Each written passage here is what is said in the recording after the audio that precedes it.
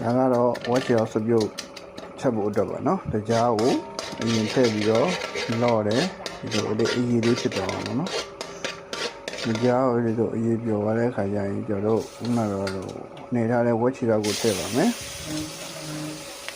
ဝက်ချောကျွန်တော်တို့ပဲနဲ့ပြရင်လည်းအရသာစပြုတ်တစ်ခါလေးနေထားတာပေါ့နော်နှက်ထားတာပေါ့ထည့်ပြီးသွားပြီပေါ့နော်ဒါတော့ထည့်ပြီးသွားတဲ့ခါကျရင်ကျွန်တော်မွေးပါမယ်သူအဲ့လိုမျိုးကြားအဲ့လိုမျိုးအရင်ပြောရတဲ့အထိပေါ့နော်အဲ့လိုနီအောင်လေးပြောရတဲ့အထိကိုသူ့ကိုကျိုလိုက်တဲ့ခါကျရင်ဒီလိုဝက်သားမှကြတော့တော်ပြီးတော့နော်ဒီလာတဲ့အယောင်လေးပို့အောင်ပေါ့နော်အယောင်လေးကလှသွားတာပေါ့နော်ရှင်းပြောရင်တော့ဒီဝက်ရဲ့အခောက်ပေါ့နော်ဝက်ချောရဲ့အခောက်မှာသွားပြီးတော့အဲ့လိုနီအောင်လေးပေါ့နော်အယောင်လှလေးဖြစ်သွားတာပေါ့နော်အဲ့လိုအယောင်လေးလှသွားတဲ့ခါကျရင်ကျတော့ကြက်တုံနဲ့ဂျင်းနဲ့ထောင်းထားတာပေါ့နော်ကြက်တုံအဖြူနဲ့ဂျင်းနဲ့ထောင်းထားတာကိုထည့်ပေးရပါမယ်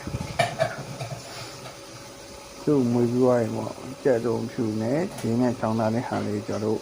ထည့်ပေးလိုက်ပါမယ်ကြက်တုံဖြူနဲ့ဂျင်းနဲ့အဲ့လိုထောင်းထားတာလေးထည့်ပေးပြီးသွားတဲ့အခါကျရင်ကျွန်တော်တို့မွေးပေးလိုက်ပါနတ်ဆောင်ပေါ့နော်နတ်ဆောင်မွေးပေးလိုက်ပါအဲ့လိုနတ်ဆန်ပြီးတော့အဲ့လိုမွေးတာပေါ့နော်သူ့ရဲ့အဲ့ဒီဂျင်းနဲ့တက်တက်ဖြူနဲ့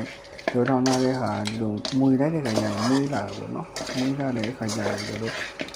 ကြာပြိုးရင်တော့ရှည်ထဲမှာပေါ့နော်သူ့တော့ဒီနည်းနည်းပေါ့မွေးအောင်တော့ဒီမွေးပေးရမှာပေါ့နော်သူမွေးရမယ်မွေးရတဲ့ခါကျရင်ကျွန်တော်ရှည်ထည့်ပေးရမှာပေါ့နော်နည်းနည်းလေးထားပေးရပါတော့အချိန်လေးနည်းနည်းကြာအောင်ထားပေးရမယ်ထားပေးပြီးတဲ့ခါကျမှမစီပန်လာရေထည့်လိုက်တယ်ရေထည့်ပြီးတော့နည်းနည်းလေးအရသာနတ်အောင်ထပ်မွေပေးလိုက်ပေါ့နော်အဲ့လိုထပ်မွေပေးပြီးတဲ့ခါကျရင်ကျွန်တော်ရေစူလာတဲ့အထိပြန်စားဖို့အတွက်အိုးဖုံးလေးဖုံးပေးလိုက်ပေါ့နော်အိုးဖုံးလေးဖုံးပြီးတော့ရင်ကျွန်တော်ရေစူတာလိုက်ပြီပေါ့နော်အဲ့လိုရေစူလာပြီးတဲ့ခါကျရင်တော့အနံ့တော်မွေးနေပါပြီအနံ့မွေးပွားကျွန်တော်စားရှင်တဲ့ခစုံးရွက်လေးပေါ့နော်ကျွန်တော်တို့ခစုံးရွက်ကြိုက်ရခစုံးရွက်လေးအုပ်ပေးလိုက်တယ်ပေါ့နော်အဲ့လိုအုပ်ပွားကျွန်တော်စားလို့ရပါပြီလို့